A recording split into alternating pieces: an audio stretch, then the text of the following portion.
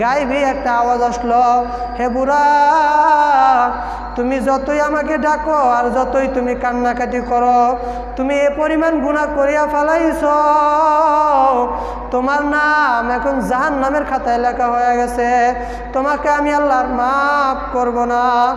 এই কথা শুনে আল্লাহর বান্দা আরও কান্নাকাটি শুরু করিয়া দিছে, আমাদের সঙ্গে কেন সময় দিতেছ না?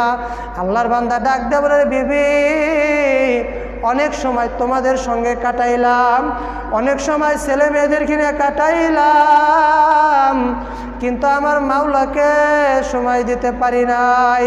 কাজে বিবি, তুমি আমাকে ডিস্টার্ব করিও না, আমি আজকে একটু আমার মাওলাকে ডাকিয়ে নেই। আল্লাহর বান্দা ডাক দেয়, আল্লাহ আল্লাহ বলিয়া ডাকে। আরে আল্লাহ রাব্বুল আলামিন কোনো জবাব দেয় না। অনেকক্ষণ ডাকার পর গায়েবী একটা আওয়াজ আসলো, হে বুড়া, তুমি যতই আমাকে ডাকো আর যতই তুমি কান্নাকাটি করো, তুমি এ পরিমাণ গুনাহ করিয়া ফেলাইছ, তোমার নাম এখন জাহান্নামের খাতায় লেখা হয়ে গেছে, তোমাকে আমি আল্লাহর মাফ করব না। এই কথা শুনে আল্লাহর বান্দা আরও কান্নাকাটি শুরু করিয়া দিছে, আরও গভীর মনোযোগ দিয়া আল্লাহ আল্লাহ বলিয়া ডাকে। সবাই একটু জোরে ডাক দেন আল্লাহ, আরও জোরে ডাক দেন আল্লাহ, মুহাব্বতের সহিত ডাক দেন আল্লাহ। আল্লাহর বান্দা আল্লাহ আল্লাহ বলিয়া ডাকে, এদিকে বিবি আসিয়া ডাক দিয়ে বলো, বুড়া, তুমি কি শোনো নাই? গায়েবী আওয়াজ শোনো নাই? বলে, হ্যাঁ শুনছি তো, তবে কেন ডাকতে আসো? বলে, ভাই বিবি, আমি যদি এখন কান্না থামায় দেই, আমার মাওলাকে ডাকা থামায় দেই, বিবি বলো, আমার কি মাপ পাওয়ার অন্য কোনো রাস্তা আছে নাকি? বিবি ডাক দিয়ে বলে, না, আপনার মাপ পাওয়ার অন্য কোনো রাস্তা নাই। তখন আল্লাহর বান্দা ডাক দিয়ে বলে, বিবি, আমার আল্লাহ আমাকে মাফ করুক আর নাই করুক, আমার মাওলা যে আমাকে জাহান্নামের খাতায় নাম লিখছে, এটা তো আমার মাওলা বেইনসাফি করে নাই।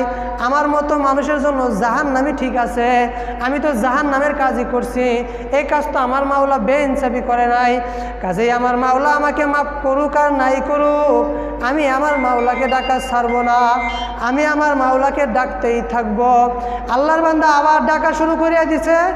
এক পর্যায়ে আমার আল্লাহর রহমতের দরে জোশ আসিয়া গেছে।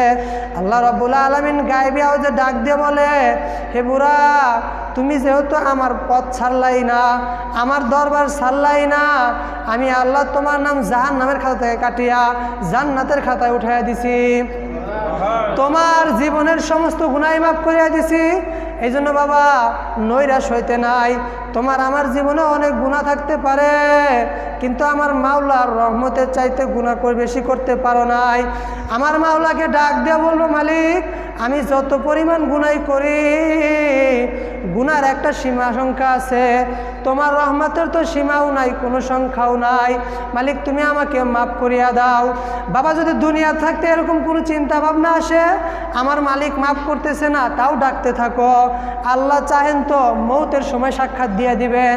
মৌতের সময় হয়তো বা বলবেন, বান্দা, তুমি যেহেতু আমার দর ছাড়ো নাই, তোমার আর টেনশন নাই।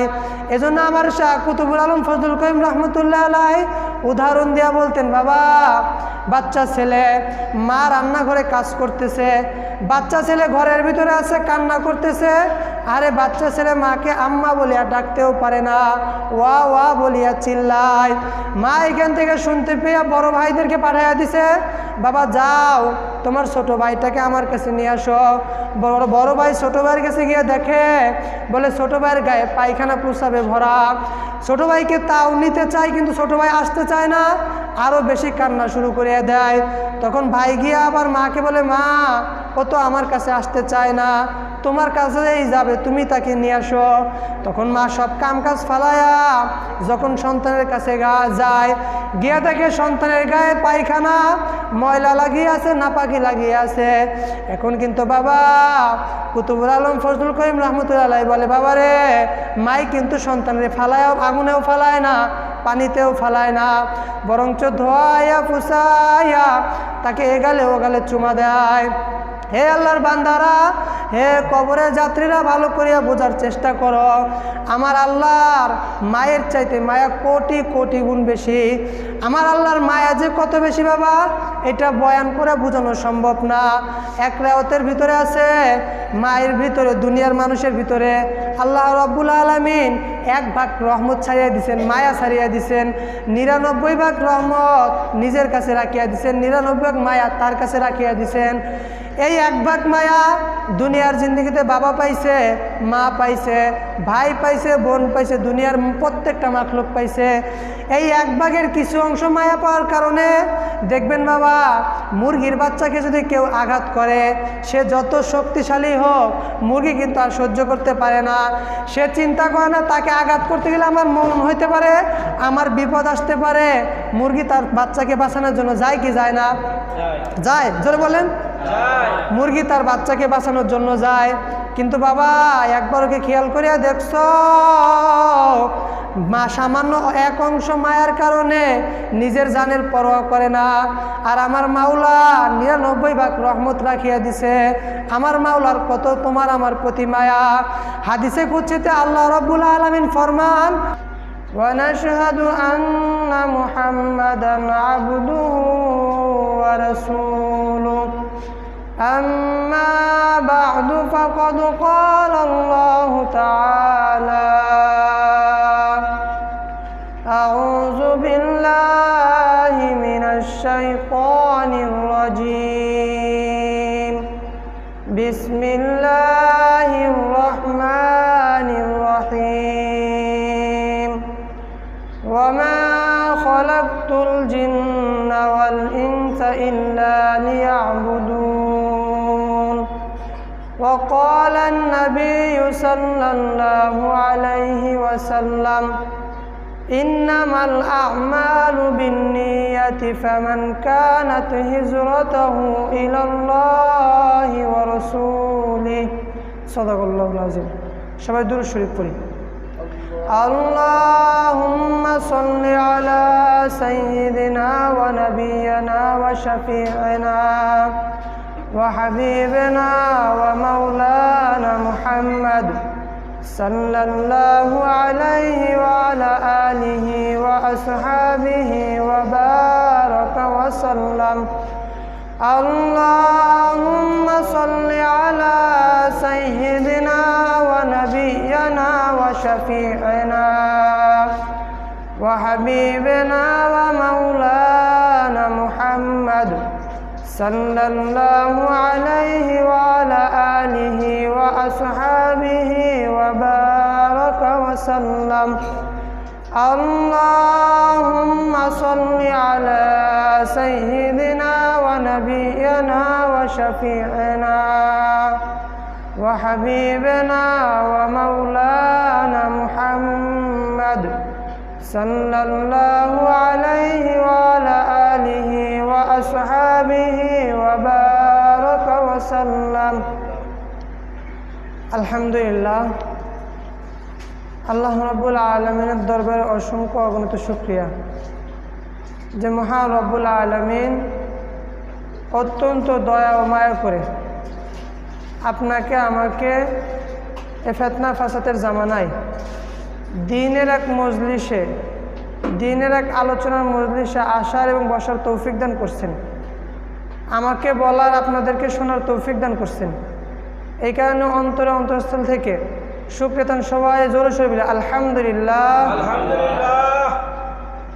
আল্লাহ রাব্বুল আলামিন আপনাকে আমাকে দিনের মজলিসে নিয়ে আসছেন, এখানে খুশি না বেজার? যারা মুমিন তাদের খুশি হওয়ার কথা, কেননা আল্লাহ রাসূল সাল্লাল্লাহু আলাইহি সাল্লাম ফরমান, যারা মুমিন তাদের গুণ কি থাকতে হবে? এক সাহাবী রাসূলুল্লাহ সাল্লাল্লাহু আলাইহি ওয়াসাল্লামের কাছে প্রশ্ন করছে, সাহাবী জিজ্ঞেস করছে, ইয়া রাসূলুল্লাহ, আমি যে মুমিন কিভাবে বুঝবো? আল্লাহ রাসূল সাল্লাল্লাহু আলাইহি ওয়াসাল্লাম বললেন, তুমি যদি নেক কাজে আনন্দ পাও, মজা লাগে, আর বদ কাজে, খারাপ কাজে খারাপ লাগে, কষ্ট লাগে, তাইলে বুঝলো তুমি মুমিন। সুবহানাল্লাহ বলবেন না? সুবহানাল্লাহ। কি করলে ভাই? নেক কাজ করলে খুশি হয়, গুনাহের কাজ করলে দুঃখ হয়। কি জন্য এই কাজটা করলাম? করে ফেলাইছি, কিন্তু এখন দুঃখ হইতেছে, এই কাজটা কেন করলাম?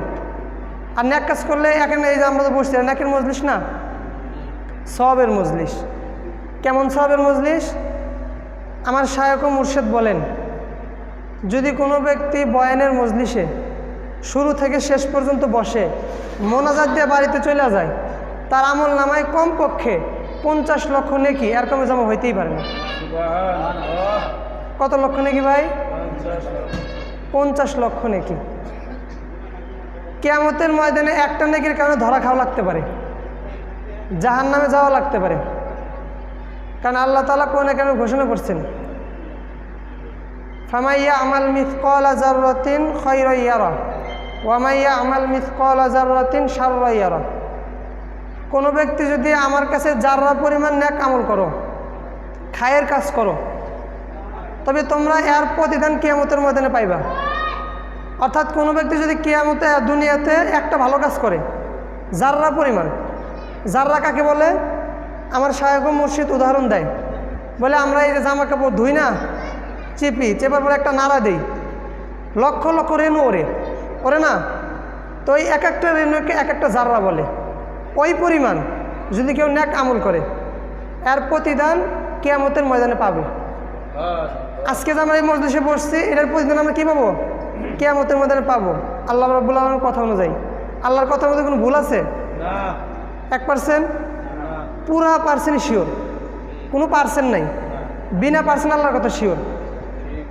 আবার কেউ যদি যাররা পরিমাণ গুনাহের কাজ করে এর কারণে তার শাস্তিও পাইতে হবে। যাররা পরিমাণ কি করলে ভাই? গুনাহের কাজ করলে এর শাস্তিও পাইতে হবে।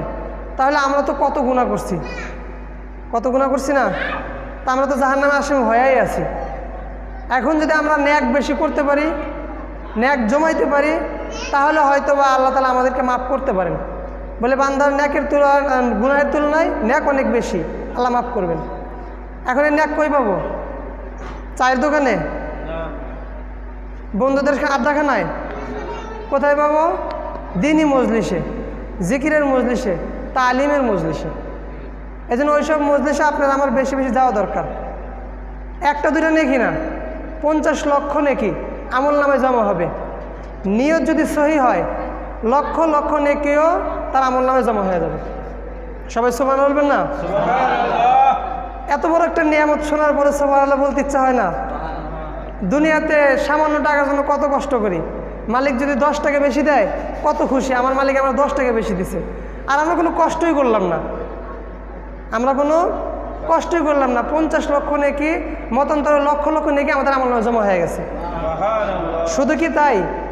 আল্লাহ রাব্বুল আলামিন বলেন, যদি কোনো বান্দা দ্বীনের মজলিসে বৈশা আমার আলোচনা করে, আমার আলোচনা শোনে, তাদেরকে আমি এত সম্মান দেই, বলে তাদের আলোচনা তার চেয়ে উত্তম মজলিস, ফেরেশতাদের মজলিস, যেরকম আজকে এত সুন্দর মজমা সাজানো হয়েছে। তা আল্লাহ রাব্বুল আলামিন ফেরেশতাদেরকে এই মজমা সাজান, সাজায়া তাদের সঙ্গে আমাদের আলোচনা করেন। কেন আলোচনা করেন? ফেরেশতাদেরকে আল্লাহ রাব্বুল আলামিন বলছিলেন, ইন্নী জাইলুন ফিল আরদি খলিফা, পরামর্শ, হে ফেরেশতা আমি আমার খলিফা বানাইতে চাই, বন্ধু বানাইতে চাই, আমার বান্দাদেরকে বানাইতে চাই। তো ফেরেশতারা জবাব দিছে, ওয়ানাহনু নুসাব্বিহু বিহামদিকা ওয়া নুকদ্দিসু লাক। আল্লাহ বানানোর দরকার কি? আমরাই তো আপনার তাসবিহ করি, আমরাই তো আপনার জিকির করি, শুধু শুধু এই মানুষ বানানোর দরকার আছে? এরা তো দুনিয়াতে গিয়ে মারামারি করবে, কাটাকাটি করবে, আপনার হুকুম মানবে না, আপনার জিকির করবে না, আপনাকে ডাকবে না। আল্লাহ রাব্বুল আলামিন উত্তর দিছেন, আল্লাহ রাব্বুল আলামিন উত্তর দিছেন, ইন্নী আ'লামু মা লা তা'লামুন, আমি যা জানি তোমরা তা জানো না। সুবহানাল্লাহ বলবেন না? আমি যা জানি তোমরা তো কি করো না, জানো না। এই যে আল্লাহ রাব্বুল আলামিন তাদের সঙ্গে তর্ক করে আমাদেরকে বানাইলেন, তাদের কথা মানেন নাই। এখন যখন আমরা আল্লাহকে ডাকি, আল্লাহ ফেরেশতা থেকে দেখায়, দেখো তোমরা বলছিলে না আমার বান্দা আমাকে ডাকবে না, আমার বান্দা আমাকে ডাকতেছে।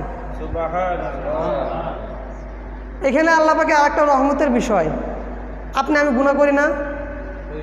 বলেন না, গুনাহ করি না? শুধু আপনার আমার না, যত বুজুর্গই থাকুক, আল্লাহ রাসূল সাল্লাল্লাহু আলাইহি ওয়াসাল্লাম বলেন প্রত্যেকটা মানুষ গুনাহগার। কাজে যে যত বড় বুজুর্গই হোক তার আমল নামে কি আছে? গুনাহ আছে। যেহেতু রাসূল বলছে প্রত্যেকটা মানুষ গুনাহগার, তবে ওই গুনাহগার উত্তম যে গুনাহ করার পর অনুতপ্ত হয়, লজ্জিত হয়, তওবা করে, আল্লাহ আমি তো শয়তান থেকে গুনাহ করে ফেলেছি, তুমি আমাকে মাফ করে দাও। এই গুনাহগার কি? উত্তম।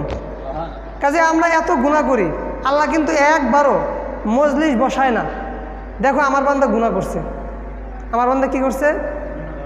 যেমন ধরেন আমরা অনেক সময় অনেক কাজ করি বা একজনকে না গর্ব করি, তুমি লেখাপড়া করো অনেক বড় হইতে পারবা, একজন বাধা দিছে, ভাই তুমি ওর এই লেখাপড়া করলেও মানুষ হইব না, তার বাধা আপনি মানেন নাই। সে যদি ভালো কাজ করে ওর কাছে তুলে ধরে, আমার সন্তান এত সুন্দর ভালো কাজ করছে, আমার ছোট ভাই এরকম ভালো কাজ করছে। আর যদি খারাপ কাজ করে ওই লোকের কাছে প্রকাশ করে যে আমার ছোট ভাই খারাপ কাজ করছে, আমার সন্তান খারাপ কাজ করছে, করে কেউ? কিন্তু তার যারা কৃতিত্ব আছে ওটা প্রকাশ করে, দরকার হয় মাইক নিয়ে বলবে আমার সন্তান এই কৃতিত্ব আছে, কিন্তু দোষ কাউকে বলবে না। তো আল্লাহ আপনাকে আমাকে ভালোবাসেন বিধায় ন্যাক কাজ করলে আল্লাহকে ডাকলে ফেরেশতার মজলিস জমায়, আর গুনাহের কাজ করলে কোনো মজলিস নেই, চুপ। কত বড় রহমতের বিষয়। এই জন্য আল্লাহ পাকের শুকরিয়া বেশি বেশি আদায় করা এবং আল্লাহ পাককে বেশি বেশি ডাকা। কি করা? বেশি বেশি ডাকা। আল্লাহ রাব্বুল আলামিন কোরআনে কারিমে বলতেছেন, ইয়া আইয়ুহাল্লাযীনা আমানু যকুরুল্লাহা যিকরান কাসীরা ওয়াসাব্বিহুহু বুকরাতাও ওয়া আসীলা। হে আমার ইমানদার বান্দা বান্দিরা। কাদেরকে ডাক দিচ্ছেন ভাই? ইমানদার বান্দা বান্দিদেরকে। তোমরা আমার নাম বেশি বেশি জপো। কি কি ভাই? বেশি বেশি। বেশির কোনো সীমা নাই। বেশির কি নাই?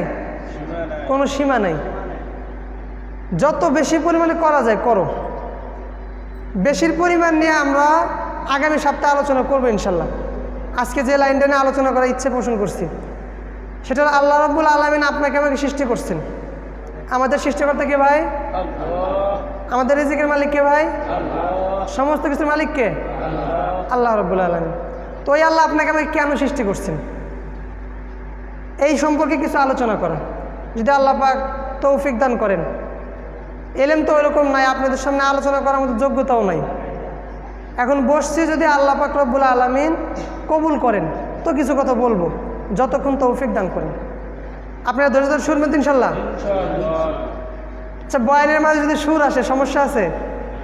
হ্যাঁ, আমার এখনো খেয়াল আছে, হয়তো বা যারা পুরান তারা তাদের মনে থাকতে পারে, এই মজলিসে দীর্ঘ বয়ান হয়েছে, অনেক দিন বয়ান হয়েছে। এইখানে পাশে যখন ওই মোড়া ম্যাচ ছিল ওইখানেও বয়ান হয়েছে। সুর ছাড়া না সুর দিয়া? মনে আছে কার? দেখি বলেন তো দেখি। সুর ছাড়া না সুর দিয়া? সুর ছাড়া ছিল। হঠাৎ এইখানে দেখলাম সুর দিয়া, সুর ছাড়া লোক, শুধু ম্যাচের লোকজনই বসে, বাইরের লোকজন বসে না। একটু মনে ইচ্ছা পোষণ করলাম যে সুর দিয়ে বয়ান করুন। এখন সুর দিয়ে তো বয়ান করুন, কার সুর নিয়ে বয়ান করুন, কার লাহান ধরে টান দিব? তো চিন্তা করলাম, যেহেতু শায়েকের কাছে মুরিদ হয়েছি, শায়েক যে লাহানে বয়ান করে ওই লাহানেই বয়ান করুন, নিয়ত করলাম। তো প্রথম অবস্থায় তো সুর ওরকম আসে না। আচ্ছা, তাও মোটামুটি যেরকমই আসছে। তো শায়েকের সুরের বরকতে আমাদের এই পুরো ম্যাচ ভরে গেছিল। যারা পুরান ছিলেন তাদের হয়তো মনে থাকতে পারে, বাহিরের লোকজন দাঁড়ায় শুনছে। শায়েকের সুরের বরকতে, তাদের সুরেরও একটা বরকত আছে।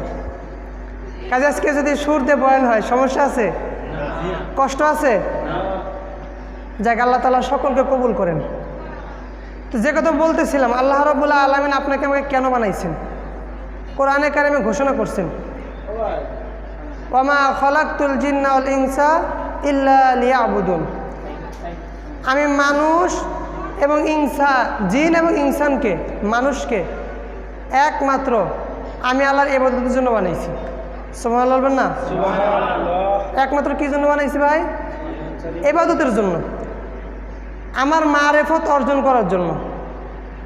আমার কি অর্জন করার জন্য? মারেফত অর্জন করার জন্য।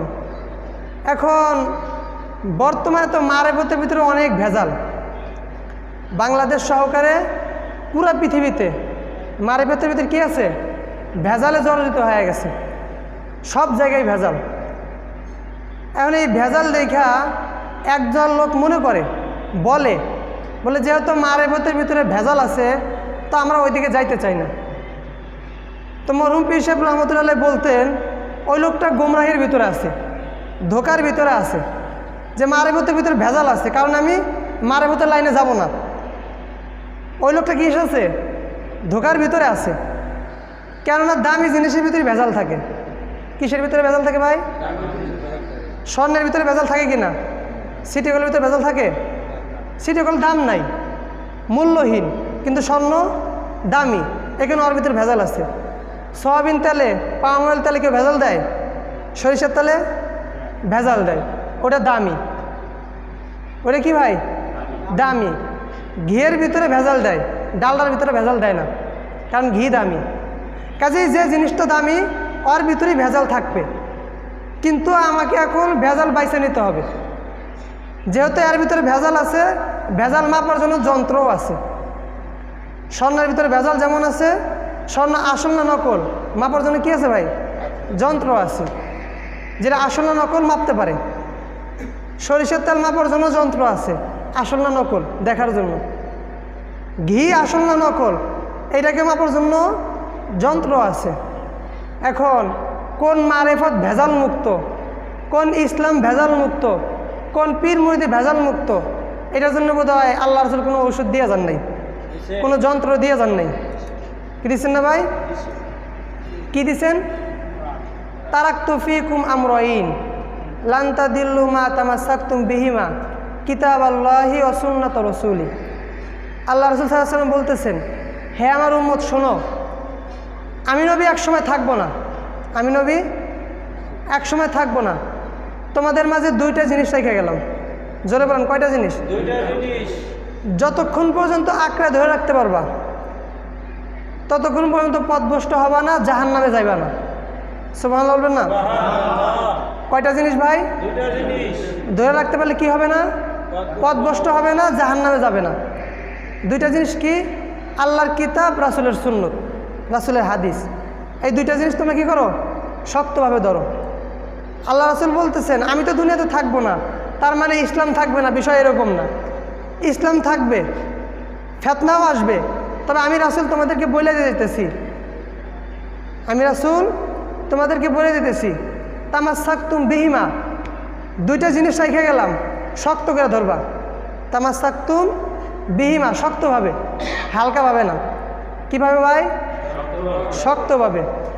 যদি শক্তভাবে ধরতে পারো, লান তাদিল্লু মা তামাসসাকতুম বিহিমা, তোমাদের জন্য জান্নাতের পথ সহজ হয়ে যাবে,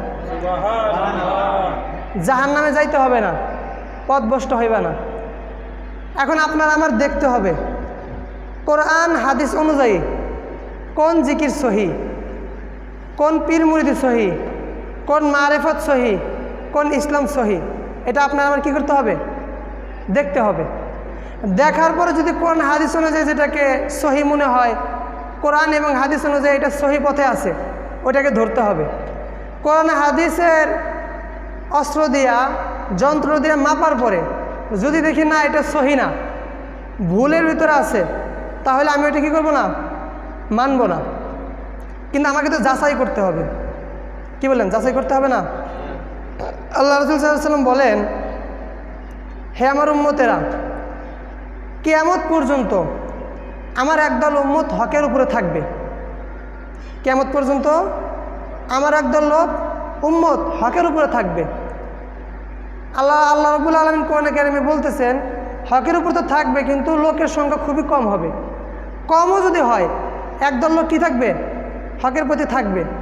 এখন যারা হকের প্রতি থাকবে তাদের উপর অনেক নির্যাতন আসবে, জুলুম আসবে, অত্যাচার আসবে, কিন্তু তারা হকের পথ ছাড়বে না। তারা কি করবে না? হকের পথ ছাড়বে না। এখন এই হকের পথওয়ালাকে আপনার আমার খুঁজে নিতে হবে। কী দিয়ে খুঁজবো ভাই? হ্যাঁ, কি হাদিস বললাম? তারাকতু ফীকুম আমরাইন লান তাদিল্লু মা তামাসসাকতুম বিহিমা কিতাবাল্লাহি ওয়া সুন্নাত রাসূলি। আল্লাহ রাসূল সাল্লাল্লাহু আলাইহি ওয়াসাল্লাম ফরমান, হে আমার উম্মতেরা, আমি নবী তোমাদের মাঝে একদিন থাকবো না, তবে তোমাদের জন্য আমি দুইটা জিনিস রাখিয়া যাইতেছি, কোরআন এবং সুন্নাহ।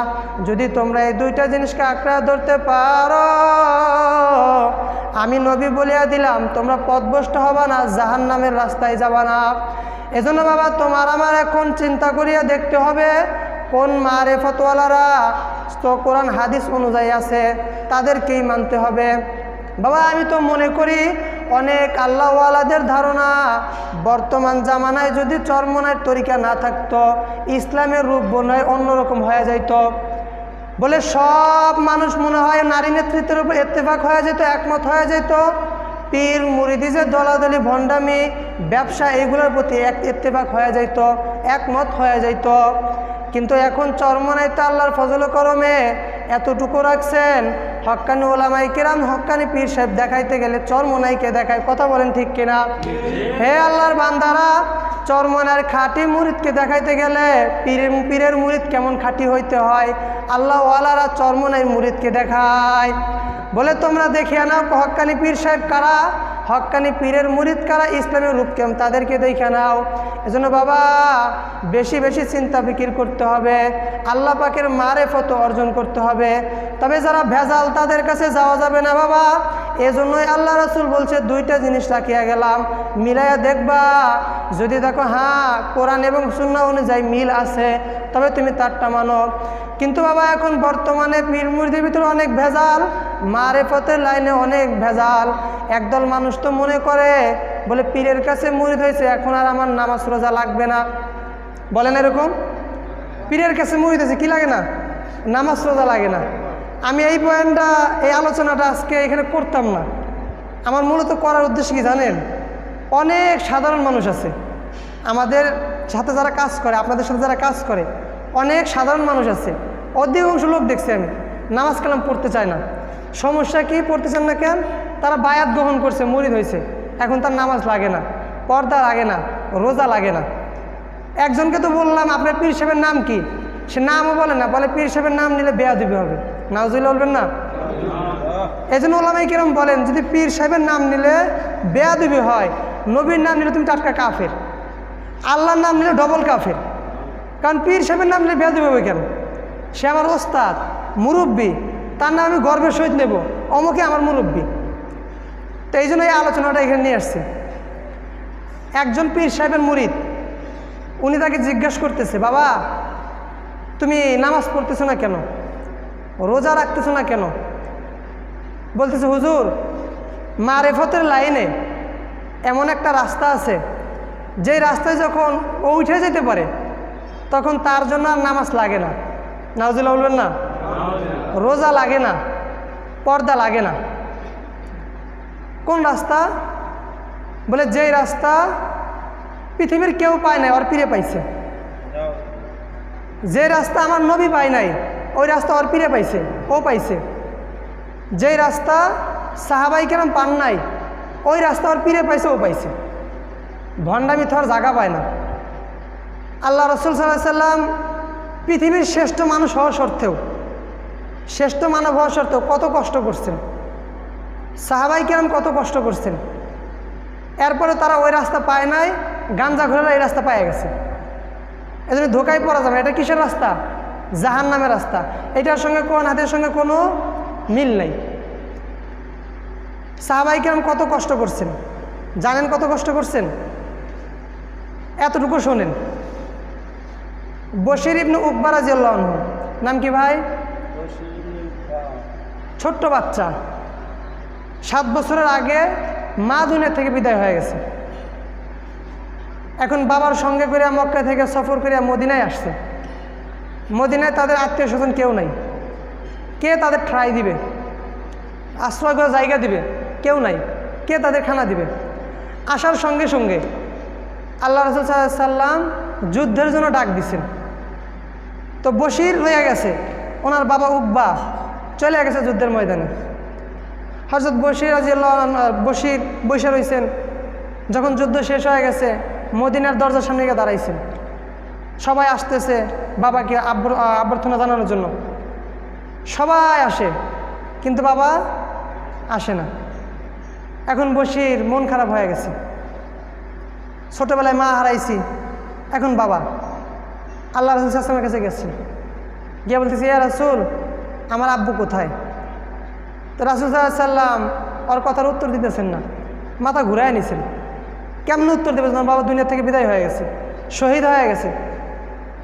আবার কান্না শুরু করে দেয়া, বলতেছে আল্লাহ রাসূল আমার বাবা কোথায়? উত্তর দিতেছেন না। শেষ পর্যায়ে বশির রাসূলের উরুমোরকটা ধৈরা বসছেন, ধৈরা কান্না শুরু করে দিচ্ছেন। হে আল্লাহ রাসূল, আমার বাবা কোথায়? আল্লাহ রাসূল সাল্লাল্লাহু আলাইহি ওয়াসাল্লাম এবারও জবাব দিতেছে না, বসে ডাক দিয়ে বলছে, হে রাসূল, দুনিয়ার থেকে আমার মা আমাকে জন্মানোর পরেই চলে গেছে। আমার বাবা আপনার সঙ্গে যুদ্ধের ময়দানে গেছে, আমি যুদ্ধের ময়দান থেকে আসতেছে, ওইখানে দাঁড়ায় অনেক অপেক্ষা করলাম, কিন্তু কই আমার বাবাকে তো আর পাইলাম না। আরে আল্লাহ রাসূল, এই মদিনায় তো আমার আপনার কেউ নাই যে আমাকে ঠাঁই দিবে, আমাকে মাথা গোজার জায়গা দিবে, এমন কোনো আপন মানুষ আমার নাই। এখন আমি কই গিয়া রওনা দিব? আমি কার বাসায় একটু আশ্রয় নিব? আমার নবী তার চোখের পানি মুছিয়া দেয় আর ডাক দিয়ে বলে, বশির, তোমার জন্য কোনো টেনশন নাই, এখন থেকে আমার ঘর তোমার ঘর, আমি তোমার বাবা আর আয়েশা তোমার মা। আমি তোমার বাবা, আয়েশা তোমার কি মা।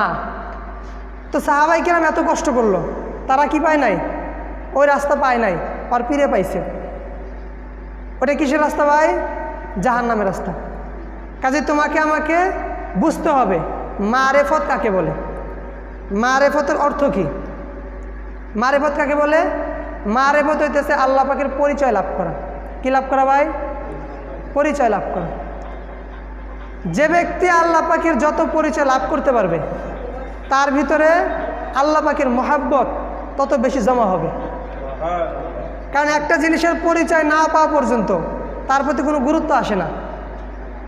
একটা ছোট বাচ্চা 100 টাকার নোট অথবা 1000 টাকার নোট যদি হাতে দেন, কি করবে? কামড়াবে, ছেঁড়ার চেষ্টা করবে। কিন্তু যে চেনে টাকাটা, যে 1000 টাকার নোট, ও কি ছিঁড়তে চাবে? নষ্ট করতে চাবে? খুব যত্ন করে রেখে দিবে, বলে খুব দামি একটা জিনিস। কিন্তু ছোট বাচ্চা ওর পরিচয় জানে না, টাকার পরিচয় জানে না যে এটা 1000 টাকা, এটাতে অনেক কিছু কেনা যায়, অনেক বাজার করা যায়, এই পরিচয় তার নাই। কাজে সে কী করতেছে? ছিঁড়া ফেলাইতেছে। তো যখন আল্লাহ পাকের মহাব্বত, আল্লাহ পাকের পরিচয়, রহমতের পরিচয়, গজবের পরিচয় তার ভিতরে আসবে, তখন সে আর গুনাহের কাজ করতে পারবে না, নেকের আমল ছাড়তে পারবে না। এই জন্য মারেফত অর্জন করা দরকার। আল্লাহ রাব্বুল আলামিন বলতেছেন মারেফত অর্জন করার জন্য কি করতে বলতেছেন? ফিকির করো, আমাকে নিয়ে চিন্তা করো। রব্বানা মা খালাকতা হাযা বাতিলা সুবহানাকা ফাকিনা আযাবান নার। আল্লাহ রাব্বুল আলামিন বলতেছে, তোমরা বেশি বেশি করিয়া আমি মাওলার গবেষণা করতে থাকো, আমি মাওলার সৃষ্টি জগৎ নিয়ে গবেষণা করতে থাকো, তখন তোমার দিলে আশ্রয় আসিয়া যাবে, আমার মাওলার মোহাব্বত আসিয়া যাবে। কেননা আল্লাহ পাকের পরিচয় ছাড়া কোনো ব্যক্তি গুনাহ থেকে বাঁচতে পারে না। আল্লাহ পাকের পরিচয় ছাড়া কোনো ব্যক্তি কোনোদিন নেক আমলও করতে পারে না, তার দিলে মোহাব্বতও পয়দা হয় না। যখন কোনো আল্লাহর বান্দার দিলের ভিতরে আল্লাহ পাকের পরিচয় আসিয়া যায়, তখন সে আর গুনাহের কাজ করতে পারে না, তার দিলের ভিতরে আমার মাওলার মোহাব্বত পয়দা হয়ে যায়। এখন পরিচয় দুই দিকে লাভ করব। কয় দিকে? দুই দিকে। একটা হইতেছে মাওলার গজবের পরিচয়, আর একটা হইতেছে মাওলার রহমতের পরিচয়। ওলামায়ে কেরাম বলেন, আউলিয়ায়ে কেরাম বলেন, যার ভিতরে মাওলার গজবের পরিচয় ঢুকছে ও জীবনে গুনাহে তানজিও পর্যন্ত করতে পারবে না। আর যার ভিতরে কিনা আমার মাওলার রহমতের পরিচয় ঢুকছে ও জীবনে মুস্তাব আমলও ছাড়তে পারবে না। কেননা বাবা, আশেক তো মাশুকের জন্য পাগল হয়, আশেক কখনোই চায় না আমার মাশুক কষ্ট পাক। আর যার ভিতরে আমার মাওলার পরিচয় ঢুকছে ও তো আমার মাওলার আশেক হয়ে গেছে। আর যেহেতু আশেক হয়ে গেছে, এখন যদি আমি গুনাহ করিয়া ফেলাই, নেক আমল ছাড়িয়ে দেই, আল্লাহ কষ্ট পাবেন কিনা বলেন সবাই? আল্লাহ কষ্ট পাবেন কিনা? এই জন্য ওই আল্লাহর বান্দা কখনো তাকে আল্লাহকে কষ্ট দিতে চায় না, এই জন্য গুনাহও করে না, নেক আমলও ছাড়ে না। কি করে না? গুনাহও করে না, নেক আমলও ছাড়ে না। এই জন্য আল্লাহ পাকের মোহাব্বতের পরিচয় আর গজবের পরিচয় আসা দরকার। ওলামায়ে কেরাম বলিয়া থাকেন, বলে আল্লাহ পাকের রহমত নিয়া যদি কোনো আল্লাহর বান্দা গবেষণা করতে থাকে, লেখালেখি করতে থাকে, সে যদি নমরুদ হামান কারণে হয়তো তার ভিতরেও আল্লাহ পাকের রহমত আসার চেষ্টা করত, আল্লাহ পাকের মাপ পাওয়ার আশা তার অন্তরেও জমা হয়ে যাইত, বলে আমার মালিকের মহাব্বত নিয়ে টেনশন, বলে কিভাবে মাওলার মহাব্বত অন্তর জমা করা যায় এই ফিকিরে থাকতো। কারণ আমার মাওলা এত দয়ার মাওলা, এই মাওলাকে ছাড়িয়ে আমি কোন দিকে যাব, আমি যত গুনাহ করিয়া থাকি আমার মাওলা মাফ করিয়া দিবেন, এই ফিকির তার ভিতরে আসিয়া যাইত। আর যারা গজবের পরিচয় নিয়ে ঘোরাফেরা করে, বিশেষ করে ওলামাই কিরাম, আউলিয়াই কিরাম, হক্কানি ওলামাই কিরাম, তারা যখন গজবের বিষয় নিয়ে পরিচালনা করে, চিন্তা ফিকির করে, তখন সবাই নৈরাশ হয়ে যায়। এই বুঝি আমি জাহান্নামের ভিতরে পড়িয়া গেলাম, এই বুঝি কই পড়িয়া গেলাম, জাহান্নামের ভিতরে পড়িয়া গেলাম। এই জন্য দেখবেন বাবা, চরমনের অনেক মুরিদ আছে বয়ানের মজলিসে লাফায়, অনেকে আবার ভিডিও করে ফেসবুকে ছাড়িয়ে হাসি তামাশা করে, বলে এরা কেন লাফায়। আসলে বাবা তুমি তো বুঝবা না ওরা কি জন্য লাফায়। কারণ ওরা মাওলার মুরাকাবা করতে করতে, মাওলার চিন্তা ভাবনা করতে করতে যখনই মালিকের আলোচনা শোনে তখনই তাদের অন্তরে কাঁপিয়ে ওঠা শুরু করে। আর তোমার ভিতরে তো মাওলার মহাব্বত নাই, মাওলার ভয়ও নাই, এই কারণে তোমার ভিতরে কাঁপিয়ে ওঠে না। আউলিয়া কিরাম যখনই আল্লাহ পাকের গজবের আয়াত তেলাওয়াত করত, তখন বাবা দুই চোখের পানি ফালাইয়া কান্না করত, আর মালিকের কাছে মাপ চাইতো, মাবুদ গো তুমি আমাকে মাফ করিয়া দাও। কারণ বাবা ঈমান তো আশা এবং নৈরাশার নাম। আল ঈমানু বাইনাল খাউফি ওয়ার রাজা। হযরত ওমর রাদিয়াল্লাহু বলেন ঈমান তো আশা এবং নৈরাশার নাম। এর দৃষ্টান্ত স্বরূপ ওমর রাদিয়াল্লাহু নিজেই দিয়ে গেছেন। হযরত ওমর রাদিয়াল্লাহু একদিন ফরমান, হে দুনিয়ার মানুষ তোমরা সবাই ভালো করিয়া শোনো, আমি ওমর রাদিয়াল্লাহুর কথা একটু মনোযোগ দিয়ে শোনো। আমার মনের ভিতরে আশা হয় আল্লাহ রাব্বুল আলামিন যদি কিয়ামতের ময়দানে সব মানুষগুলোকে দাঁড় করাইয়া, বাবা আদম আলাইহিস সালাম থেকে শুরু করে যত মানুষ দুনিয়াতে আসছে সবাইকে যদি বলে সবাই আজকে জাহান্নামে যাবে, একটা মানুষ জান্নাতে যাবে। কয়টা মানুষ? একটা মানুষ। সবাই জাহান্নামে চলে যাবে, একটা মানুষ জান্নাতে যাবে। আমার মালিকের রহমতের দিকে তাকাইলে আমি ওমরের আশা হয় ওই মানুষটা আমি ওমরও হইতে পারি। আবার উনি বলতেছেন কিয়ামতের ময়দানে আল্লাহ যদি সবাইকে মাফ করিয়া দেয়, যদি বলে সব মানুষগুলো জান্নাতে যাবে, একজন মানুষ শুধু জাহান্নামে যাবে, আল্লাহ পাকের কহারিয়তের দিকে তাকাইলে আমি ওমরের বড় ভয় হয় ওই জাহান্নামী লোকটাও আমি ওমর হইতে পারি। বাবা দেখেন ভয় কীরকম, আশাও কীরকম। আশাও একদম শেষ তফকার আশা, আবার ভয়ও কিন্তু একদম শেষ তফকারি ভয়। বলে হয়তোবা যদি সবাই জান্নাতে চলিয়া যায়, একজন যদি জাহান্নামে যায়, তবে আমার ভয় হয় ওই লোকটা আমি ওমরও হইতে পারি। আবার যদি সবাই জাহান্নামে চলিয়া যায়, একজন মানুষ যদি জান্নাতে যায়, আমার আল্লাহর রহমতের দিকে তাকাইলে এই আশা হয় ওই লোকটা আমি ওমরও হইতে পারি। এই জন্য বাবা আল্লাহ পাকের আশা অন্তরে রাখতে হবে, নৈরাশ হওয়া যাবে না। কিতাবের ভিতরে লেখে বাজান, যদি কোনো ব্যক্তি আল্লাহ পাকের রহমত থেকে নৈরাশ হয়ে যায়, ওই ব্যক্তি কুফর করলো। বলে আল্লাহ পাকের রহমত থেকে নৈরাশ হইতে নাই। আল্লাহ রাব্বুল আলামিন সমস্ত গুনাহ মাফ করতে পারে। আপনার আমার অন্তরেই ধারণা হইতে পারে আমি তো অনেক গুনাহ করিয়া ফেলাইছি, আমার তো বহুত গুনাহ হয়ে গেছে, কাজে আমার তো জাহান্নামে যাইতেই হবে, কাজে আমার আর নেক আমল করিয়া কি লাভ, আমি আর নেক আমল করব না, আমি আর নামাজ পড়ব না, আমি আর রোজা রাখবো না, আমি আল্লাহর হুকুম মোতাবেক চলবো না। এই ধারণা একদম রাখা ঠিক না, এটা কুফরি ধারণা। যে ব্যক্তি এই ধারণা রাখবে সে কাফের হয়ে যাবে। কারণ আল্লাহ রাব্বুল আলামিন ঘোষণা করেন, ইন্নাল্লাহা ইয়াগফিরু আন ইউশরাকা বিহি ওয়া ইয়াগফিরু মা দুনা যালিকা লিমান ইয়াশা। আমি আল্লাহ শুধু শিরকি গুনাহ মাফ করব না, শিরিক ব্যতীত যত ধরনের গুনাহ আছে আমি আল্লাহ নেক আমলের বিনিময়ে সব মাফ করিয়া দিব। আল্লাহ রাব্বুল আলামিন বলতে শিরিক ব্যতীত সব গুনাহ কি করবে? সব গুনাহ মাফ করিয়া দিবে। আবার যদি বাবা তওবা করা যায় তাও তো আমার মালিক মাফ করিয়া দিবে। শিরিকের গুনাহ যদি করিয়া থাকো আর মালিকের কাছে যদি তওবা করা যায়, তবে মালিক ওই গুনাহও মাফ করিয়া দেয়। কাজেই মাওলার রহমত থেকে নৈরাশ হইতে নাই। মাওলার রহমত থেকে নৈরাশ হব না, বরঞ্চ কি করব? উলামায়ে কেরাম বলেন, আউলিয়ায়ে কেরাম বলেন, কুতুবুল আলম ফজলুল করিম রহমতুল্লাহ আলাইহি বলতে, বাবা তুমি গুনাহ করিয়া ফেলাইছ, অন্তরে ময়লা হয়ে গেছে, এখন তোমার অন্তরে ভয় হইতেছে আমি তো গুনাহের কাজ করিয়া ফেলাইছি, এখন আমার মতো জাহান্নামী লোক মনে হয় আর দুনিয়াতে নাই, আমি তো জাহান্নামে যাবই। তুমি এই চিন্তা করিও না যে আল্লাহ তোমাকে মাফ করবে না, বরঞ্চ তুমি আমার মাওলাকে ডাকা শুরু করো। তুমি আল্লাহকে আল্লাহ আল্লাহ বলে ডাকতে থাকো, আমার মাওলা তোমাকে মাফ করুক আর নাই করুক এই আশা রাখো।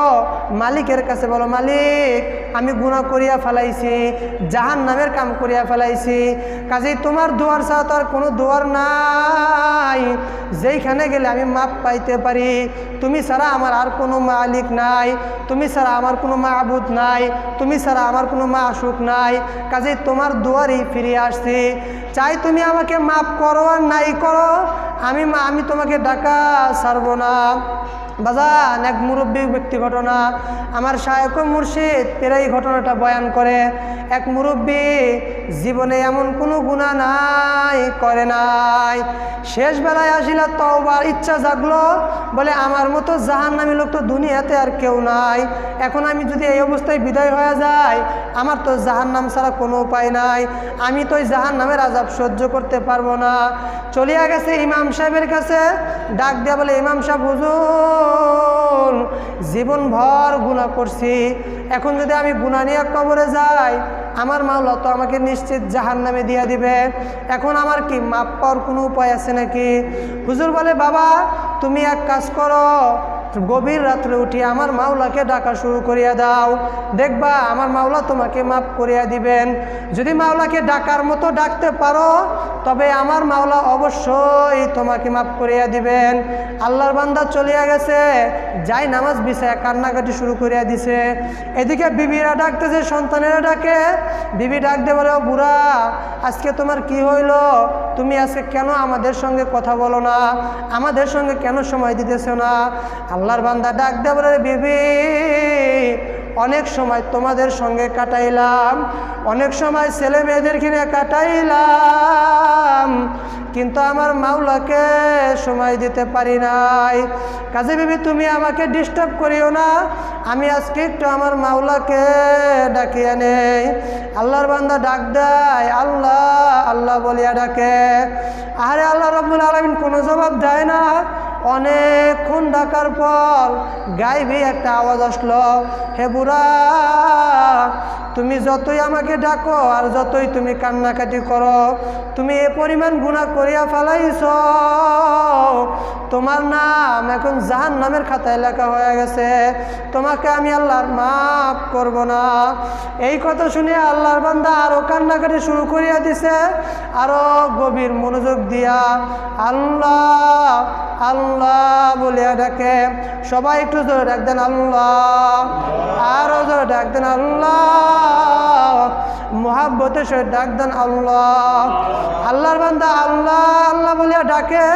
এদিকে বিবি আসিয়া ডাক দিয়ে বলো, বুড়া তুমি কি শোনো নাই, গায়েবী আওয়াজ শোনো নাই? বলে, হ্যাঁ শুনছি তো, তবে কেন ডাকতে আসো? বলে, বা বিবি আমি যদি এখন কান্না থামায় দেই, আমার মাওলাকে ডাকা থামায় দেই, বিবি বলো আমার কি মাপ পাওয়ার অন্য কোনো রাস্তা আছে নাকি? বিবি ডাক দিয়ে বলে, না আপনার মাপ পাওয়ার অন্য কোনো রাস্তা নাই। তখন আল্লাহর বান্দা ডাক দিয়া বলে, বিবি আমার আল্লাহ আমাকে মাফ করুক আর নাই করুক, আমার মাওলা যে আমাকে জাহান্নামের খাতায় নাম লিখছে, এটা তো আমার মাওলা বেইনসাফি করে নাই। আমার মতো মানুষের জন্য জাহান্নামই ঠিক আছে, আমি তো জাহান্নামের কাজই করছি, এই কাজ তো আমার মাওলা বেইনসাফি করে নাই। কাজেই আমার মাওলা আমাকে মাফ করুক আর নাই করুক, আমি আমার মাওলাকে ডাকা ছাড়বো না, আমি আমার মাওলাকে ডাকতেই থাকবো। আল্লাহর বান্দা আবার ডাকা শুরু করিয়া দিছে। এক পর্যায়ে আমার আল্লাহর রহমতের দরে জোশ আসিয়া গেছে। আল্লাহ রাব্বুল আলামিন গায়েবী আওয়াজে ডাক দিয়ে বলে, হে বুড়া তুমি যেহেতু আমার পথ ছাড়লাই না, আমার দরবার ছাড়লাই না, আমি আল্লাহ তোমার নাম জাহান্নামের খাতা থেকে কাটিয়া জান্নাতের খাতায় উঠাইয়া দিছি, তোমার জীবনের সমস্ত গুনাহ মাফ করিয়া দিছি। এই জন্য বাবা নৈরাশ হইতে নাই, তোমার আমার জীবনে অনেক গুনাহ থাকতে পারে, কিন্তু আমার মাওলার রহমতের চাইতে গুনাহ বেশি করতে পারো নাই। আমার মাওলাকে ডাক দিয়ে বলবো, মালিক আমি যত পরিমাণ গুনাহ করি, গুনার একটা সীমা সংখ্যা আছে, তোমার রহমতের তো সীমাও নাই, কোনো সংখ্যাও নাই। মালিক তুমি আমাকে মাফ করিয়া দাও। বাবা যদি দুনিয়া থাকতে এরকম কোনো চিন্তা ভাবনা আসে, আমার মালিক মাফ করতেছে না, তাও ডাকতে থাকো। আল্লাহ চাহেন তো মৌতের সময় সাক্ষাৎ দিয়ে দিবেন। মৌতের সময় হয়তোবা বলবেন, বান্দা তুমি যেহেতু আমার দোয়ার ছাড়ো নাই, তোমার আর টেনশন নাই। এজন্য আমার শাহ কুতুবুল আলম ফজলুল করিম রহমতুল্লাহ আলাইহি উদাহরণ দিয়া বলতেন, বাবা বাচ্চা ছেলে মা রান্নাঘরে কাজ করতেছে, বাচ্চা ছেলে ঘরের ভিতরে আছে কান্না করতেছে, আরে বাচ্চা ছেলে মাকে আম্মা বলিয়া ডাকতেও পারে না, ওয়া ওয়া বলিয়া চিল্লায়। মা এখান থেকে শুনতে পেয়ে বড় ভাইদেরকে পাঠাইয়া দিছে, বাবা যাও তোমার ছোট ভাইটাকে আমার কাছে নিয়ে আসো। বড় ভাই ছোট ভাইয়ের কাছে গিয়ে দেখে, বলে ছোট ভাইয়ের গায়ে পায়খানা প্রস্রাবে ভরা। ছোট ভাইকে তাও নিতে চায়, কিন্তু ছোট ভাই আসতে চায় না, আরও বেশি কান্না শুরু করে দেয়। তখন ভাই গিয়ে আবার মাকে বলে, মা ও তো আমার কাছে আসতে চায় না, তোমার কাছেই যাবে, তুমি তাকে নিয়ে আসো। তখন মা সব কাম কাজ ফালায়া যখন সন্তানের কাছে যায়, গিয়ে দেখে সন্তানের গায়ে পায়খানা ময়লা লাগিয়ে আছে, নাপাকি লাগিয়ে আছে। এখন কিন্তু বাবা কুতুবুল আলম ফজলুল করিম রহমতুল্লাহ আলাইহি বলে, বাবা রে মাই কিন্তু সন্তানের ফালায়ও, আগুনেও ফালায় না, পানিতেও ফালায় না, বরঞ্চ ধোয়াইয়া ফুসাইয়া তাকে এগালে ওগালে চুমা দেয়। হে আল্লাহর বান্দারা, হে কবরের যাত্রীরা, ভালো করিয়া বোঝার চেষ্টা করো, আমার আল্লাহর মায়ের চাইতে মায়া কোটি কোটি গুণ বেশি। আমার আল্লাহর মায়া যে কত বেশি বাবা, এটা বয়ান করে বোঝানো সম্ভব না।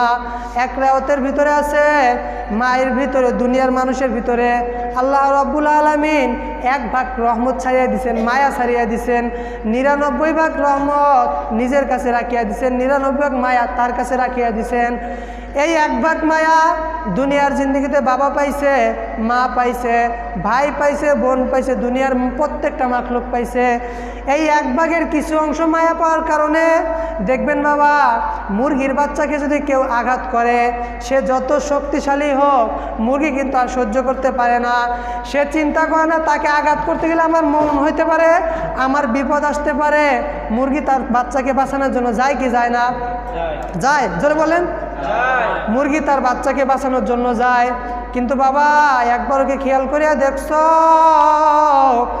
মা সামান্য 1 অংশ মায়ার কারণে নিজের জানের পরোয়া করে না। আর আমার মাওলা 99 ভাগ রহমত রাখিয়া দিছে। আমার মাওলার কত তোমার আমার প্রতি মায়া। হাদিসে কুদসিতে আল্লাহ রব্বুল আলামিন ফরমান, হে আমার বান্দারা, তোমরা যদি আমার জন্য 1 বিঘত আগাও, আমি আল্লাহ তোমাদের জন্য 1 হাত আগায়া যাব। সবাই জোরে বলি সুবহানাল্লাহ। তোমরা যদি আমার দিকে 1 হাত আগাও, আমি তোমাদের জন্য 3.5 হাত আগায়া যাব। তোমরা যদি আমার দিকে 2 হাত হাঁটিয়ে হাঁটিয়ে আসতে চাও, আমি মাওলার রহমত সহ তোমার দিকে দৌড়াইতে থাকবে, তোমাকে গিয়া কোলে উঠায় নিবে। আল্লাহওয়ালারা বলে, বাবা যখন আল্লাহ রব্বুল আলামিন তোমার আমার দিকে দৌড়াইয়া আসতে থাকবে, আসিয়া যখন দেখবে বলে বান্দার গুনাহে নাপাকে ভরা, গায়ের ভিতরেও অনেক গুনাহের ময়লা, আমার মাওলাও তোমাকে আমাকে ফালাইবে না, বরং ধোয়াইয়া পুষাইয়া তার কুদরতি কোলে জায়গা দিয়ে দিবে। এজন্য বাবা মালিককে পাওয়ার জন্য চেষ্টা করো। আল্লাহ রাব্বুল আলামিন ফরমান, ওয়াল্লাযীনা জাহাদু ফীনা লানাহদিয়ান্নাহুম সুবুলানা। তোমরা যদি আমি মাওলাকে পাওয়ার জন্য চেষ্টা তদবির করো, আমি মাওলার পর্যন্ত আসার জন্য হাজারো রাস্তা তোমাদের খুলিয়া দিব। এজন্য বাবা মাওলাকে পাওয়ার জন্য চেষ্টা করতে হবে, তদবির করতে হবে। দুনিয়া কামাইয়ের জন্য কষ্ট করতে হয়। 5 তলা একটা বিল্ডিংয়ে উঠতে গেলেও কষ্ট করতে হয় কিনা, সিঁড়ি বায়া বায়া উঠতে হয় কিনা, কষ্ট করতে হয়, সিঁড়ি বায়া বায়া উঠতে হয়।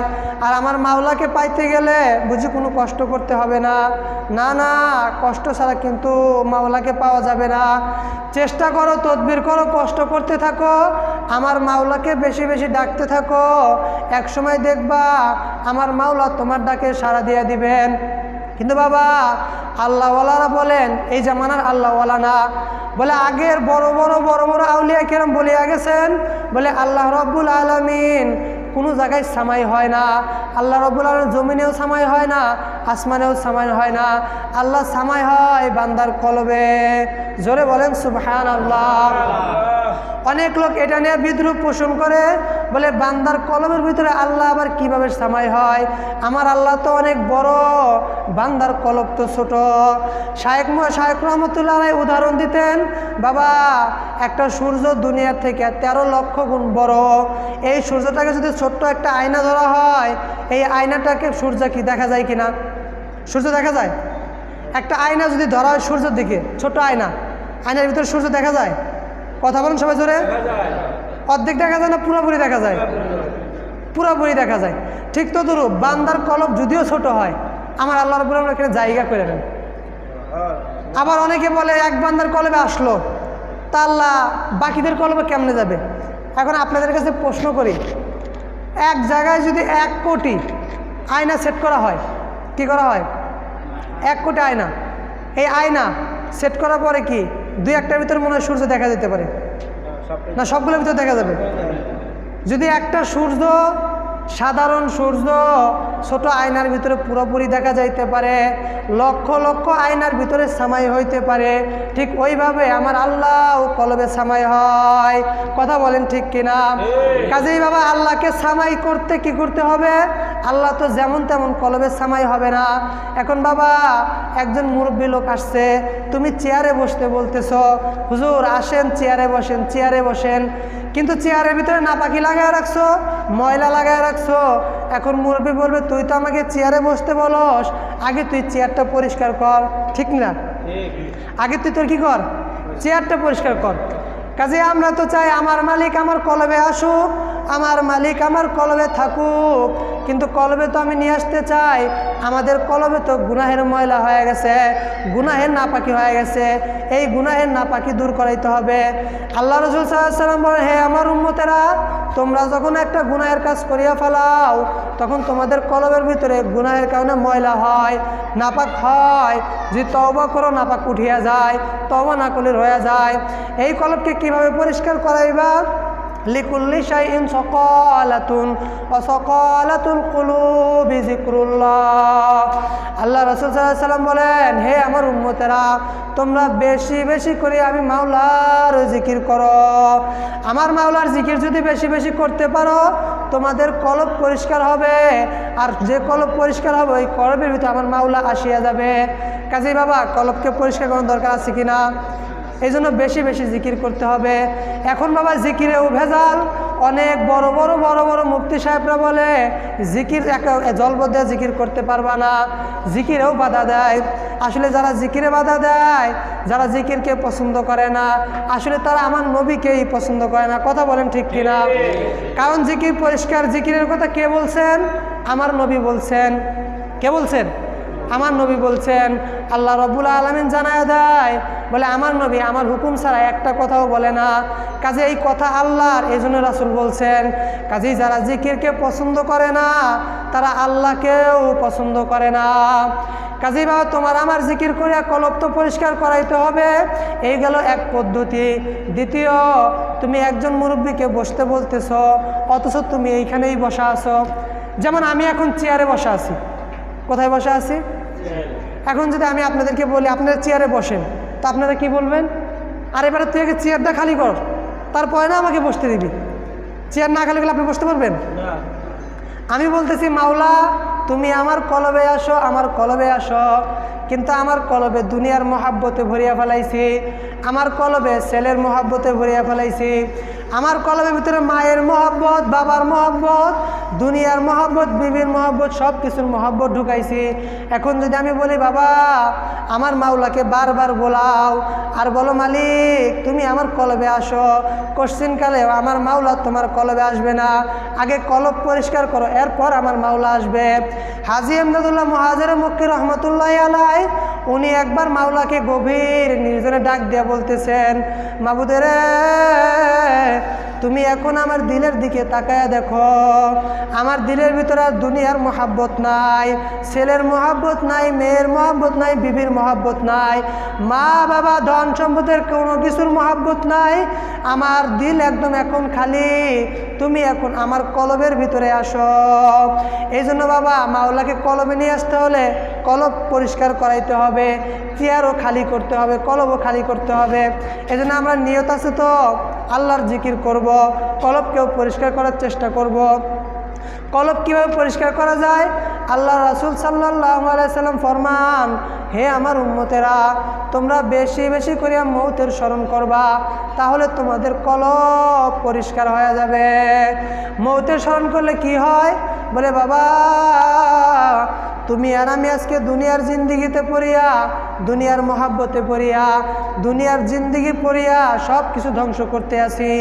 আসলে কাদের জন্য সব করতে আসি?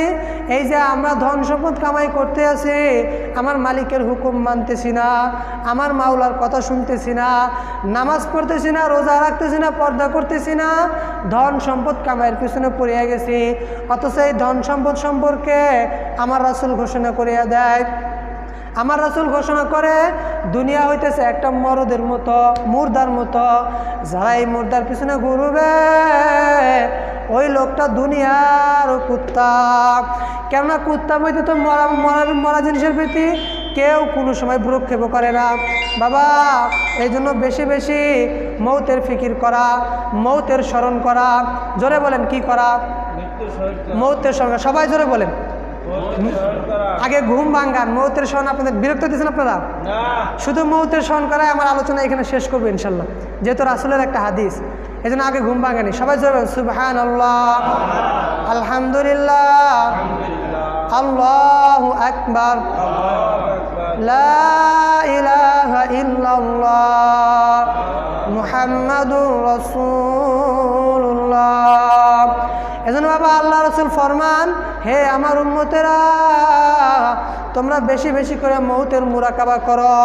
যদি বাবা মৌতের মুরাকাবা করতে পারো, তখন তোমার আমার মাওলার পরিচয় আসিয়া যাবে, আমার মাওলার মারিফত অর্জন হয়ে যাবে, দুনিয়ার মারিফত দূর হয়ে যাবে, দুনিয়ার পরিচয় দূর হয়ে যাবে, একমাত্র আমার মালিকের মহাব্বত অন্তরে জমা হবে।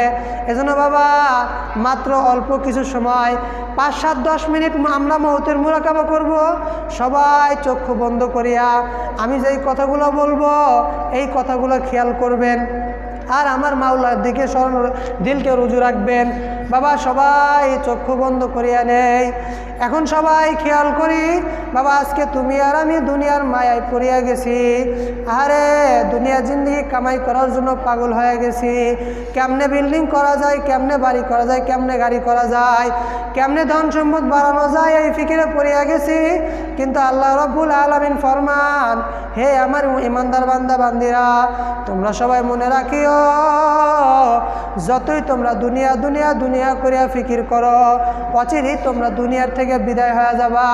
এ বাবা দুনিয়ার থেকে বিদায় হওয়া লাগবে কি লাগবে না? সবাই জোরে বলে লাগবে কি লাগবে না? আল্লাহ রাব্বুল আলামিন কোরআনে কারীমে ফরমান, কুল্লু নাফসিন যায়িকাতুল মাউত, প্রত্যেকটা মানুষকে মৌতের স্বাদ গ্রহণ করতে হবে। প্রত্যেকটা মানুষকে কি করতে হবে? মৌতের স্বাদ গ্রহণ করতে হবে। কাজে তুমি আর আমি সবাই চক্ষু বন্ধ করে ধ্যান করি। বাবা দুনিয়া নিয়ে বহুত ধ্যান করছো, আরে আগামীকাল কেমনে কামাবো, কত টাকা কামাবো, কেমনে বেশি আয় করা যায়, এখন অন্তরের ভিতরে কল্পনা আসে। অল্প কিছু সময় মৌতের কল্পনা করো। বাবা তুমি আর আমি ঘরের ভিতরে, ছেলে মেয়ে পাশের রুমে, তুমি আর আমি বিবি নিয়ে ঘরে ঘুমাইয়া গেছি। আরে রাত্রে 2টা 3টা যখন বাজিয়া গেল, আজরাইল আলাইহিস সালাম আসিয়া আমাদের ঘরের সামনে হাজির। আর এখন আমার ঘরের সামনে হাজির হইয়া আমাকে বলতেছে, আব্দুল করিম, ও আব্দুর রহিম, তোমার তো সময় শেষ, এখন চলো আমার সঙ্গে রওনা দাও। আব্দুর রহিম ডাক দিয়ে বলো, আজরাইল আমি আগামীকাল পরীক্ষা দিব, আমাকে পরীক্ষা দেওয়ার সুযোগ করিয়া দাও। আমি আগামীকাল চাকরিতে জয়েন করব, চাকরিতে জয়েন করার সুযোগ করিয়া দাও। আজরাইল, আমি নতুন বিবাহ করছি, কিছুদিন আমাকে দুনিয়াতে রাখতে দাও। ও আজরাইল, নেক আমল করতে পারি নাই, দুনিয়ার ধোকায় পড়িয়া দুনিয়ার পিছনে জিন্দগি শেষ করিয়া দিছি, একটুখানি সময় দাও, 2 রাকাত নামাজ পড়িয়া লই। আজরাইল আলাইহিস সালাম ডাক দেওয়াল বলে, খবিস, আমার মাওলা কি আগেই জানায় দেয় নাই?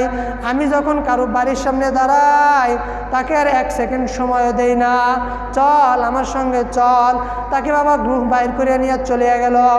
এখন বাবা তুমি আর আমি ঘরে ঘুমায় রইছি, একবার চিন্তা করিয়া দেখো, তুমি আর আমি তো দুনিয়ার থেকে বিদায় হয়ে চলে গেছি, অথচ আমার বিবি আমার পাশেই ঘুমায় রয়েছে, তার কোনো খবর নাই। বিবির ঘুম ভাঙ্গার পরে আমার গায়ে হাত দিয়ে দেখে স্বামীর গাও একদম ঠান্ডা হয়ে গেছে, বরফের মতো হয়ে গেছে। বিবির আর বুঝতে বাকি রইল না, আমার স্বামী তো আর দুনিয়াতে জীবিত নাই, দুনিয়ার থেকে বিদায় হয়ে গেছে। এখন আল্লাহর বান্দি ছেলে মেয়েদেরকে ডাক দিয়ে বলে, ও আমার ছেলেরা, ও আমার মেয়েরা, জলদি করে আসো, তোমার বাবা দুনিয়ার থেকে বিদায় হয়ে চলে গেছে, আমি এই মরা লাশের পাশে একলা একলা পাহারা দিতে পারবো না। ছেলে মেয়েগুলো দৌড়ে আসিয়া বাবা বাবা বলিয়া চিল্লাই, তুমি আর আমি কোনো জবাব দিতে পারি না। আর এক পর্যায়ে ছেলে মেয়েগুলো মাকে ডাক দিয়ে বলো, মা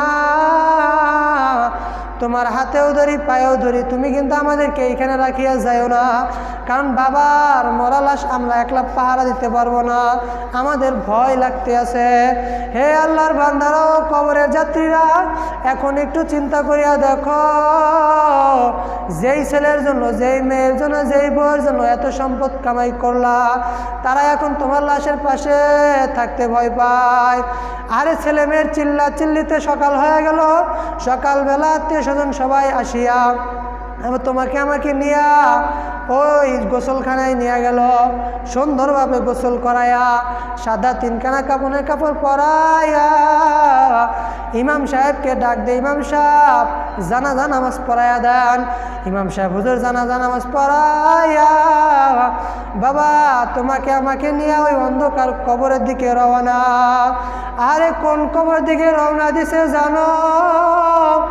আরে বাবা, যেখানে তুমি আর আমি দিনেও যাইতে চাইতাম না। আর এত সুন্দর ঘর, এত সুন্দর বাড়ি, আলোর ব্যবস্থা, বাতাসের ব্যবস্থা, কোনো কিছুর কমতি নাই, এরপরেও একলা থাকা যায় না, কত ভয়। আর এমন এক জায়গায় নিয়ে রওনা হয়েছে যেখানে আলো নাই, বাতাস নাই, বন্ধু নাই, বান্ধব নাই, কেউ নাই। আর ওই জায়গায় আমাকে নিয়ে রওনা দিছে।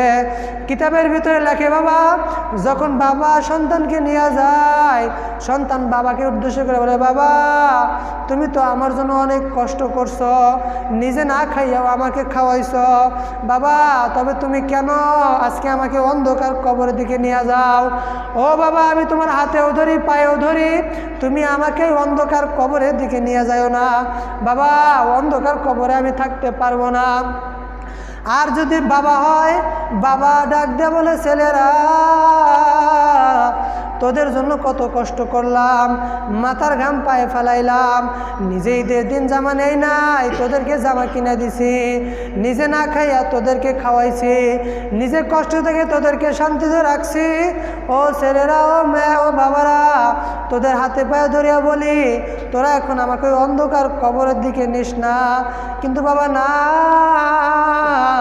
ছেলে আর বাবার কথা শুনবে না, বরং তাকে নিয়ে কবরে রেখে আসলো।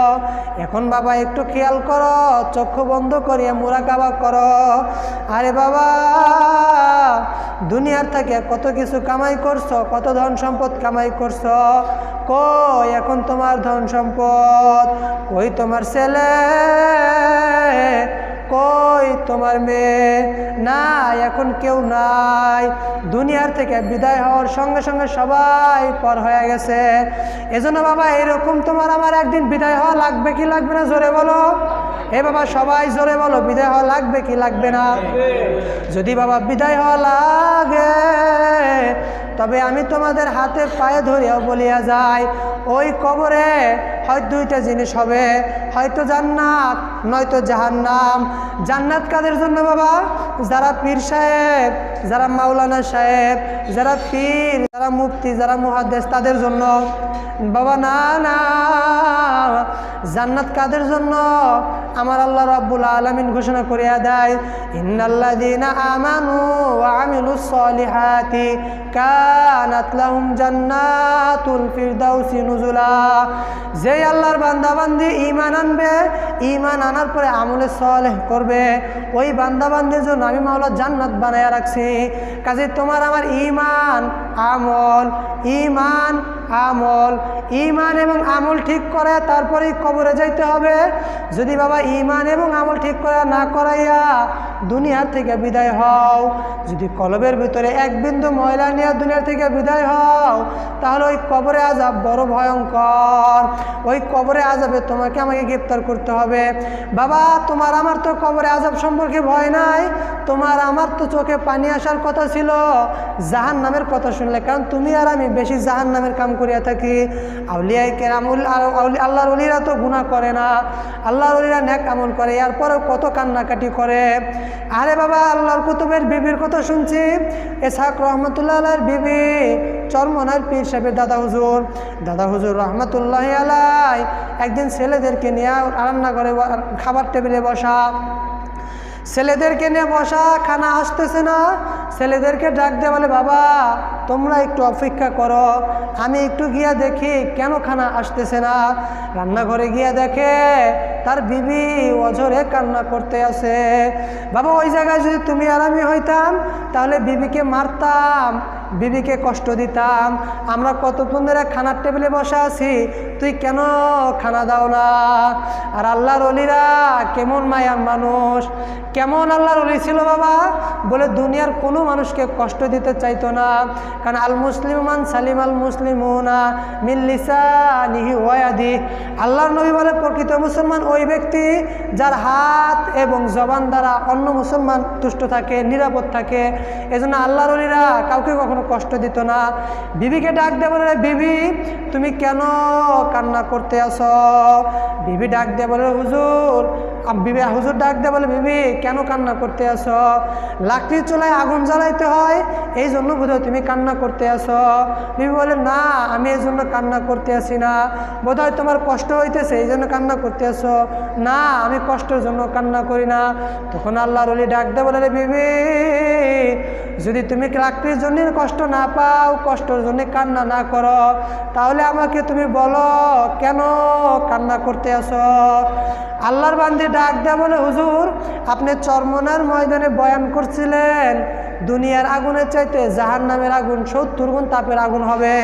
আর ওই জাহান্নামের আগুনে যখন কোনো গুনাহগার বান্দাকে, বেনামাজি বান্দাকে, বেপরদাওয়ালা মহিলাকে, বেপরদাওয়ালা পুরুষকে যখন ওই জাহান্নামে দেওয়া হবে, তার হাড্ডি থেকে রস কটকট কটকট করে বাইর হইতে থাকবে। যখন আগুনে পুড়বে তখন তার রগগুলা ঠাস ঠাস করে ফাটিয়া পচিয়া যাবে এবং পানি বাইর হইতে থাকবে। হুজুর আমি এই জন্য কান্না করতে আসি, আমি যখন আমার লাকড়ির চুলার ভিতরে লাকড়ি দিলাম, দেখি এক পর্যায়ে জ্বলতে জ্বলতে জ্বলতে জ্বলতে যখন গিটের কাছে আসে, লাকড়িগুলা টাস টাস করিয়া শব্দ হয় আর ওইখান দিয়ে গরম পানি বাইর হইতে আছে। তখন আমার আপনার বয়ানের কথা স্মরণ হয়ে গেছে, আর কিয়ামতের ময়দানে যদি আমি গুনাহ নিয়ে যাই তাহলে তো আমাকে ওই আযাব ভোগ করতে হবে। এইভাবে তো কিয়ামতের ময়দানে জাহান্নামের ভিতরে আমার হাড্ডিগুলা টাস টাস করিয়া কটকট করে আওয়াজ করবে, আমার হাড্ডি এবং রগগুলা দিয়া ওই সার বাইর হইতে থাকবে। আমি এই ভয়ে কান্না করতে আসি। বাবা দেখেন তারা এত নেক আমল করার পর এরপরও কান্না করতে আছে, আর তোমার আমার কোনো নেক আমল নাই, গুনাহের কোনো অভাব নাই, এরপরেও তোমার আমার কোনো কান্না নাই। তাহলে বোঝো তোমার আমার কপাল কত খারাপ হয়ে গেছে। কাজে এখন থেকে সবাই নিয়ত করেন, আয় আল্লাহ, আমার সঙ্গে সবাই ডাক দিয়ে তওবা করেন, আয় আল্লাহ, সবাই জোরে তওবা করেন, বলেন আল্লাহ, আরো জোরে বলেন আল্লাহ।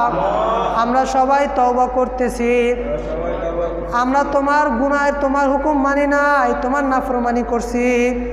সবাই বলেন তোমার হুকুম মানে তোমার নাফরমানি করছি। আয় আল্লাহ গুনাহের কাজ করিয়া ফেলাইছি, জাহান্নামের কাজ করিয়া ফেলাইছি। আল্লাহ এখন থেকে আমরা তওবা করতেছি, আর জীবনে গুনাহের কাজ করব না। সবাই দিল থেকে তওবা করেন। হয়তো ভাই তওবার কারণে আল্লাহ তাআলা মাফ করিয়া দিতে পারে। সবাই তওবা করেন, আল্লাহ দিল থেকে তওবা করেন, আমি আর গুনাহের কাজ করব না, আমি আর নেক আমল ছাড়ব না। তুমি আমার গুনাহগুলোকে মাফ করিয়া দাও। আল্লাহ তুমি আমাদের সকলকে কবুল করিয়া নাও। সবাই জরুরি আল্লাহুম্মা আমিন, আল্লাহুম্মা আমিন। হে ঘরের মেয়ে লোকেরা হাত উঠাও, গুনার কথা স্মরণ করে দুই চোখের পানি ফেলাও। মাওলার দরবারে কান্দ আর মাপ চাও। কান্না যদি না আসে রে মা, মনে বুঝাও রে মন। একদিন এই ঘরের দরওয়াজা দিয়া নতুন শাড়ি পরে, লাল শাড়ি পরে উঠছিল রে মন। আরে কত মেয়ে লোকে বাতাস করলো, কত মেয়ে লোকে শরবত খাওয়াইলো, কত আপ্যায়ন আমাকে করলো। আবার এমন একদিন আসবে এই ঘরের দরওয়াজা দিয়ে আমরা লাশ হয়ে বের হবা। ছেলে কাঁদবে মা মা করে, মেয়ে কাঁদবে মা মা করে। ওরে মন জবাব তো আর দিবা না। আয় আল্লাহ আপনি আমাদের এই মজমার দিকে তাকায় দেখেন, আপনার কত বান্দারা কান্দে। আয় আল্লাহ আমাদের ছেলেও মরে নাই, মেয়েও মরে নাই, গুনাহ করে বসছি রে। মাফ করিয়া দেন গো মাওলা, মাফ করিয়া দেন। আয় আল্লাহ আপনি আমাদেরকে মাফ করিয়াই দেন। আয় আল্লাহ যদি আমাদেরকে মাফ না করেন তাহলে কেনই আমাদেরকে এই মজলিসে আনলেন? আল্লাহ কেন এই মজলিস জমা করলেন? আল্লাহ যেহেতু মজলিস আনছেন, আপনি আমাদেরকে মাফ করিয়া দেন। আয় আল্লাহ আমাদের জীবনে গুনাহের কোনো অভাব নাই। যদি আমরা গুনার দিকে তাকাই মনে হয় যেন জাহান্নাম ছাড়া কোনো উপায় নাই। আয় আল্লাহ আপনি আমাদের গুনার দিকে না তাকায়া আপনার রহমতের দিকে তাকায়া আমাদের জীবনের সমস্ত গুনাহ মাফ করায়া দাও। আয় আল্লাহ তুমি আমাদের গুনাহকে মাফ করায়াই দাও, আমাদের গুনাহকে মাফ করায়াই দাও। আয় আল্লাহ তুমি যদি আমাদেরকে মাফ করিয়া দাও, তোমার খাজানায় তো কোনো কমতি হবে না। আয় আল্লাহ তোমাকে তো কেউ প্রশ্ন করবে না কেন মাফ করলা, তোমার কোনো জবাব দিতে হবে না। আর মালিক তুমি যদি আমাদেরকে মাফ না করো, ওই জাহান্নামের আযাব আমরা সহ্য করতে পারবো না। আল্লাহ তুমি আমাদেরকে মাফ করিয়া দাও। আল্লাহ আমরা সবাই তওবা করছি, আর জীবনে গুনাহের কাজ করব না, নেক আমল ছাড়ব না। জীবনে যতদিন বাঁচিয়ে থাকবো তোমার হুকুম ছাড়া আর একটা পাও বাড়াবো না। আল্লাহ তুমি আমাদের তওবাকে কবুল করিয়া নাও।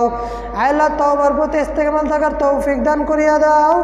আল্লাহ তওবার প্রতি আমল করার তৌফিক দান করিয়া দাও। তোমার হুকুম মানতে পারি সেই তৌফিক আমাদের দান করিয়া দাও। তোমার মুহাব্বত আমাদের অন্তরে ঢুকাইয়া দাও। তোমার মারিফতের নূর আমাদের অন্তরে ঢুকাইয়া দাও। আল্লাহ বিশেষ করে আমরা এখানে যারা বসলাম, আমাদের অনেকের মা নাই, অনেকের বাবা নাই, দুনিয়ার থেকে চলিয়া গেছে। আল্লাহ আমাদের অনেকের দাদা দাদু নানা নানু দুনিয়ার থেকে বিদায় হয়ে গেছে। অনেকের অনেক আত্মীয় স্বজন দুনিয়ার থেকে বিদায় হয়ে গেছে। আল্লাহ আমরা তো জানি না কে কোন গুনাহ নিয়ে দুনিয়ার থেকে বিদায় হয়ে গেছে। আল্লাহ যে যে গুনাহ নিয়ে যদি দুনিয়া থেকে বিদায় হয়ে থাকে, গুনাহের কারণে যদি জাহান্নামের আগুন জ্বলিয়াই থাকে, আমরা ছেলে হয়ে তওবা দোয়া করতে আছি, তুমি তাদের কবরে আযাব মাফ করিয়া দাও। আয় আল্লাহ তাদের কবরকে তুমি শান্তিদায়ক বানায়া দাও, জান্নাতের উঁচু মাকাম দান করিয়া দাও। আল্লাহ যাদের মা বাবা জীবিত আছেন তাদের মা বাবাকে সেবা করার তৌফিক দান করিয়া দাও। আল্লাহ তাদের কথা মানার তৌফিক দান করিয়া দাও। আল্লাহ আমাদের মুরব্বীদেরকে তুমি কবুল ও মঞ্জুর করিয়া নাও। আল্লাহ বিশেষ করে আমরা এখানে যারা বসলাম আমাদের প্রত্যেকে তুমি হেদায়েত দান করিয়া দাও, দিনের পথে চলা সহজ করিয়া দাও। আল্লাহ দুনিয়ার পেরেশানি দূর করিয়া দাও, আমাদের অভাব দূর করিয়া দাও, রিজিকের পেরেশানি দূর করিয়া দাও। আল্লাহ বিশেষ করে নেক আমল করতে পারি সেই তৌফিক দিয়া দাও। আল্লাহ আমাদের যাদের মা বাবা জীবিত আছে তাদের প্রত্যেকে তুমি হেদায়েত দান করিয়া দাও, দিনের পথে চলার তৌফিক দিয়া দাও। আল্লাহ তোমার খাস বান্দা বান্দি না বানাইয়া আমাদের কাউকে তুমি ডাক দিও না। আল্লাহ আমাদেরকে তোমার খাস বান্দা বান্দি না বানায় কবরে ডাক দিও না। আল্লাহ আমাদেরকে তোমার খাস বান্দা বান্দি না বানায় কবরে ডাক দিও না। আল্লাহ তুমি আমাদের সকলের দোয়াকে কবুল করিয়া নাও। আল্লাহ আমি তো গুনাহগার, আমার হাতের দিকে না তাকাইয়া এই মজলিসে তোমার যেই বান্দার দিকে তাকাইয়া তোমার মায়া হয়, তোমার রহমত লাগে, তোমার রহমত তার প্রতি বর্ষিত হয়, তার হাতের উসিলা করে আমাদের দোয়াগুলোকে কবুল ও মঞ্জুর করিয়া নাও। সুবহানা রাব্বিকা রাব্বিল ইজ্জাতি আম্মা ইয়াসিফুন ওয়া সালামুন আলাল মুরসালিন ওয়ালহামদুলিল্লাহি রাব্বিল আলামিন।